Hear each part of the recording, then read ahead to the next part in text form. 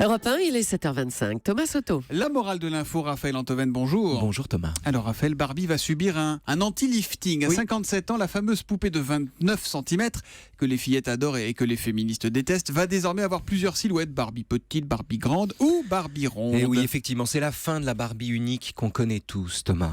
Ouais, mais cela dit, Barbie avait déjà 8 couleurs de peau différentes. J'ai regardé 14 formes de visage, 18 couleurs d'yeux, 22 coiffures et 23 couleurs de cheveux. Je vous imagine en train de les compter comme ça. Oui, mais cela dit, c'est la première fois qu'on s'en prend à sa silhouette, c'est ça qui change. Et pourquoi un changement de silhouette est-il plus important qu'un changement de couleur ? Parce que la poupée Barbie n'est qu'une silhouette. Et qu'en altérant cette silhouette, on lui donne du corps. Alors que Barbie n'a pas de corps. En quel sens ?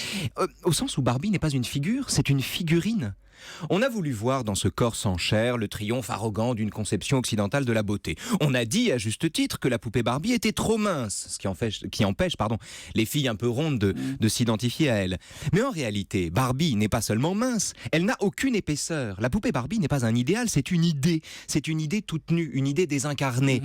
Barbie, c'est pas le triomphe d'une certaine idée de la beauté, c'est le triomphe de la beauté elle-même comme idée. C'est un rêve de plastique, exactement comme les sculptures antiques sont des rêves de pierre qui baignent dans la géométrie.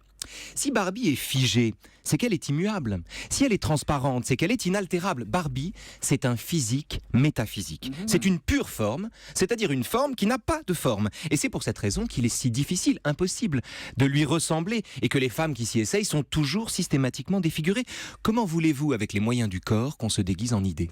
Et du coup, en multipliant les silhouettes de Barbie, en lui donnant du corps, comme vous dites, on fait descendre Barbie jusqu'à nous, faute de s'élever jusqu'à elle, c'est ça ? Exactement. Sous l'alibi de la diversité et sous le noble prétexte de balayer les standards traditionnels de la beauté, l'enjeu de ces variations morphologiques est, je crois, plus profondément, de retirer à la poupée Barbie son statut d'être unique, de la mettre en concurrence avec d'autres canons, entre guillemets, d'en faire une parmi d'autres, un peu comme un parlement prive une reine de ses prérogatives.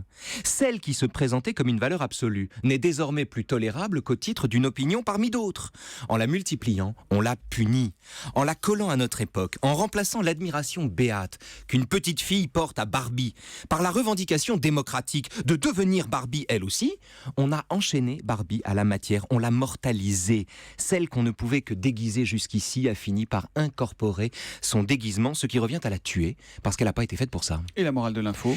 La morale de l'info, c'est que les conquêtes en démocratie, si légitimes soient-elles, ont toujours un arrière-goût de ressentiment. Les conquêtes ont toujours un arrière-goût de ressentiment. C'est peut-être dans les défilés de mode qu'il faudrait que les filles ressemblent aux vraies filles de la vraie vie, non ? C'est vous qui l'avez dit. Vous avez une Barbie, vous, ou pas dans votre vie ? Non, pas encore. Pas encore, je m'en charge. Je vous offre une Barbie demain. Vous avez une couleur préférée, une taille vous verrez. Je vous laisse choisir. Je m'en occupe. À demain, Raphaël Antoven, 7h25 pour la morale de l'info. Salut Thomas.